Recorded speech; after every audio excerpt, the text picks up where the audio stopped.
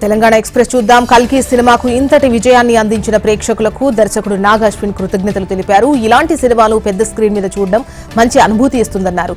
చిన్నపిల్లలు సైతం చూడాల్సిన సినిమా అని నాగ్ అశ్విన్ అన్నారు. ప్రతి ఒక్కరూ పెద్ద స్క్రీన్ లోనే కల్కి సినిమా చూడాలని కోరారు. మహబూబ్ నగర్ జిల్లా జడ్చర్లలోని ప్రభుత్వ ఆసుపత్రి సమస్యలకు నిలయంగా మారింది. ఆసుపత్రిలో తరచూ విద్యుత్ పోవడంతో రోగులు చీకట్లలోనే ఉండాల్సిన పరిస్థితి ఉంది. కరెంటు లేని సమయంలో దోమలతో తీవ్ర ఇబ్బందులు పడుతున్నట్లు రోగులు ఆవేదన వ్యక్తం చేస్తున్నారు. గర్భిణీలు సైతం చీకట్లోనే అవస్థలు పడుతున్నారు. ఆసుపత్రిలో జనరేటర్ ఉన్నదాన్ని వేసేందుకు డిజిటల్ లేదంటూ డాక్టర్లు సమాధానమిస్తున్నారు.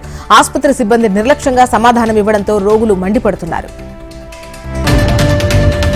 ధన్వంతరి ఫౌండేషన్ ఇంటర్నేషనల్ సంస్థతో కోట్లాది రూపాయల పెట్టుబడులు పెట్టించుకొని బ్రాహ్మణులను మోసం చేసిన కమలాకర్ శర్మ కేసును సీసీఎస్ నుంచి సిఐడికి బదిలీ చేసి సిట్ ఏర్పాటు చేయాలని కన్వీనర్ ప్రభుత్వాన్ని డిమాండ్ చేశారు. ఉమ్మడి రాష్ట్రంలో అగ్రిగోల్డ్ కుంభకోణం కన్నా ఇది పెద్దదన్నారు. సుమారు 3,000 మంది బాధితులున్నారన్నారు. దాదాపు 1,000 కోట్లు మోసం చేశారని ఆరోపించారు. ప్రతి ఒక్కరూ తమ వ్యాపారంలో సేవా దృక్పథం అలవాటుగా మార్చుకోవాలని Khammam match making managing director Kommineni Dhanalakshmi అన్నారు.